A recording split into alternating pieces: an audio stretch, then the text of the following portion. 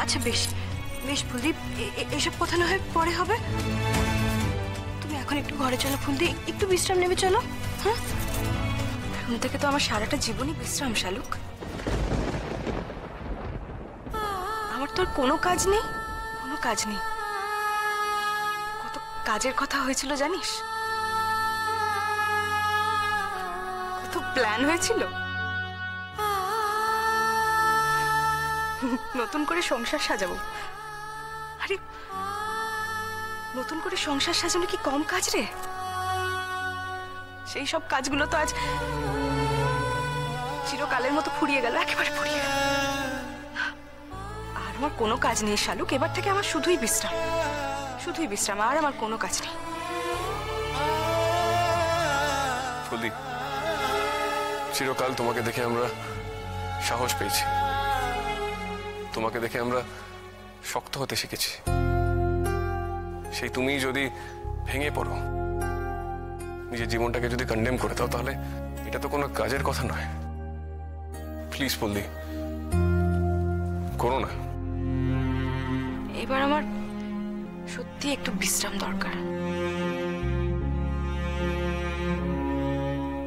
আমার ভেতরে অনেক দিন ধরে অনেক লড়াই চলেছে, আজ সব লড়াইয়ের অবসান।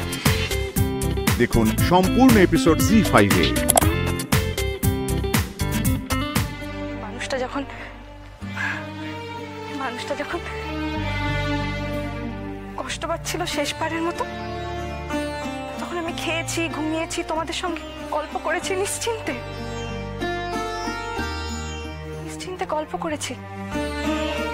শেষবারের মতো যখন ছটফট করে শেষ হয়ে যাচ্ছিল, আমি তখনও বুঝতে পারিনি। তাই অন্তত একটা দিন আমাকে এই শরীরের ভাবনা থেকে তোমরা ছুটি দাও।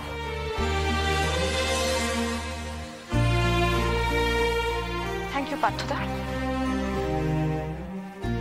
থ্যাংক ইউ নদী, তোরা এখানে এসেছিস। আমি যদি কোনো তোদের ভুল কথা বলে থাকি তাহলে আমাকে মাফ করে দিস।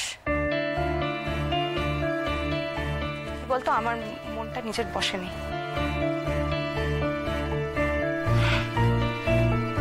যা, নিজের সংসারে যা, নিজের শ্বশুর বাড়ি যা, সেখানে সময় দে। আমার কারোর সময় লাগবে না, আমার কারোর সময়ের দরকার নেই, আমাকে কাউকে সময় দিতে হবে না। আমি শুধু নিজেকে কিছুটা সময় দিতে চাই। তুই এরকম ব্যবহার করবি জানলে সত্যি হয়তো পার্থকে নিয়ে আমি এখানে আসতাম না। এখন তো মনে হচ্ছে আমি এসেই ভুল করেছি।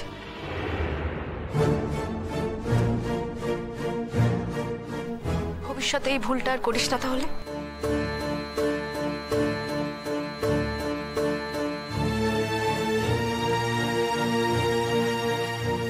আচ্ছা শালুক, আমি কি আমার নিজের ঘরে একা যেতে পারবো না? তোকে যেতে হচ্ছে কেন? ফুলদীপ, আমি তোমার বিছানাটা একটু ঝেড়ে দিয়ে আসি। কোনো দরকার নেই, আমি পারবো, তোরা তোদের কাজ কর।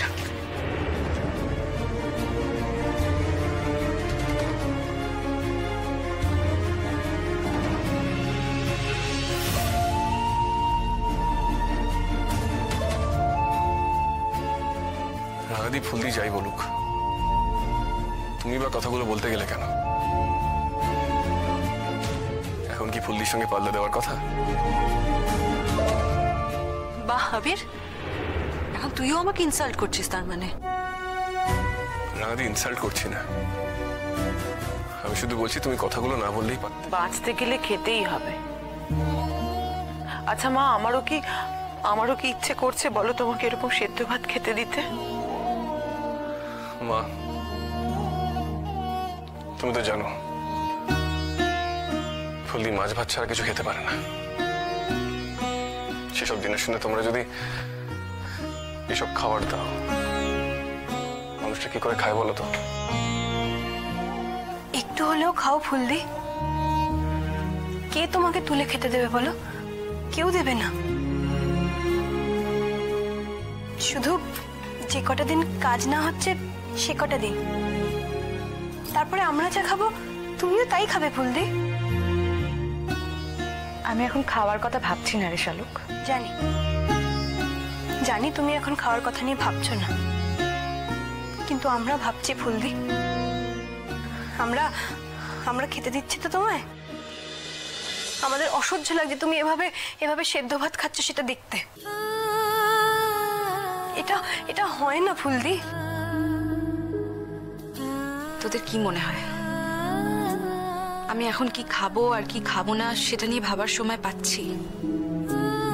খাওয়াটা আমার সারা জীবনই ছিল আর থাকবে। যে মানুষটা আমার জীবনে অল্প দিনের জন্য এসেছিল সে তো চলেই গেল। আমি এখন শুধু ওর কথা ভাবছি। ওর সাথে আমি যে কটা মুহূর্ত কাটিয়েছিলাম, যে কটা দিন কাটিয়েছিলাম, তার বেশিরভাগটাই শুধু ঝগড়া আর অত্যাচারই কেটে গেল। আমি চেষ্টা করছি আমি চেষ্টা করছি ওই দিনগুলোর কথা মনে করার, যাতে ওই দিনগুলোর কথা মনে করে আমি ওকে আমার মন থেকে মুছে ফেলতে পারি, কিন্তু আমি পারছি না। আমার শুধু ওর শেষ দিনের বদলে যাওয়ার কথা মনে পড়ছে, ওর ভালোবাসার কথা মনে পড়ছে। আমি কি করব বড় মামি? আমি কি করব বলো তো? আমি কি করে কাটাবো বাকি জীবনটা? ফুলদি, তোমাকে কাজের মধ্যে ফিরতে হবে, শুধু কলেজে পড়ালে হবে না। আচ্ছা ফাইন, তুমি সূর্যদার স্মৃতিতে একটা কিছু করো না, আমরা তো আছি তোমার পাশে।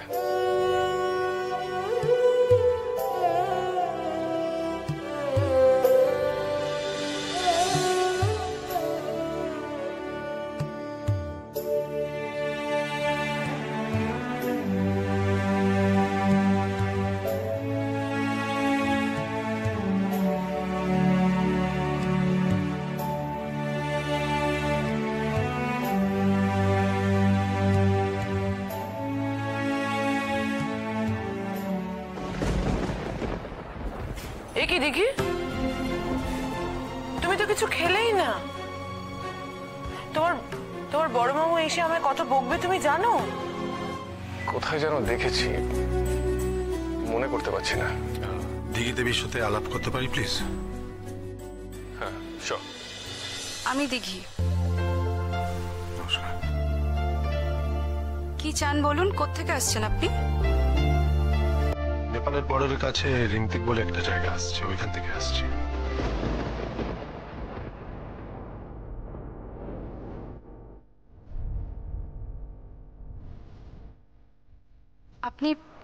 আপনি কে? বলবো বলেই তো এসেছি আপনার কাছে। মিস্টার শায়ন বোস একজন ইয়াং পুলিশ অফিসার। কিছুদিন আগে অ্যাক্সিডেন্ট হওয়া এক মানুষকে আমার কাছে ট্রিটমেন্ট করার জন্য নিয়ে আসেন। মানুষটার খুব ক্রিটিক্যাল কন্ডিশন ছিল। তার নাম টাম কিছু ঠিক করে জানা যায়নি। আমার টিমে আরো অনেকে ছিলেন, আমি ওই টিমটাকে লিড করছি। হ্যাঁ, দুদিন আগে একজন ডাক্তারবাবু এসেছিলেন। উনি এসে সূর্যর মৃত্যুর কথা। দেখুন প্লিজ আমাকে বলতে দিন, আমি আপনাকে কিছু বলতে এত দূর রিমতিক থেকে কলকাতায় এসেছি, আপনার বাড়িটা খুঁজে বের করেছি। সো প্লিজ আমার কথাটা একবার শুনুন। ইনি আবার নতুন করে কি বলবেন রে? লোকটা বোধহয় অ্যাক্টিং করে, জানো তো মা? যা, উনি তো বলছেন উনি ডাক্তার। কিন্তু কিন্তু আমি ওর ছবি দেখেছি, মানে কোথাও একটা পোস্টার দেখেছি, জানো তো? ঠিকই ধরেছেন, আমি অ্যাক্টিংও করি বটে, তবে আমি ডাক্তারি তাও করি। আর এই ডাক্তারি করতে করতে আমার জীবনে অনেক ডিফারেন্ট এক্সপিরিয়েন্সেস ঘটেছে। আপনি আমার কাছে ঠিক কি কারণে এসেছেন আমি বুঝতে পারছি না। আপনি কাইন্ডলি যদি একটু খুলে বলেন তাহলে ভালো হয়। আমার মন মেজাজ ভালো নেই, আমি এখানে বেশিক্ষণ দাঁড়িয়ে থাকার অবস্থায় নেই। দেখুন সম্পূর্ণ এপিসোড জি5-এ।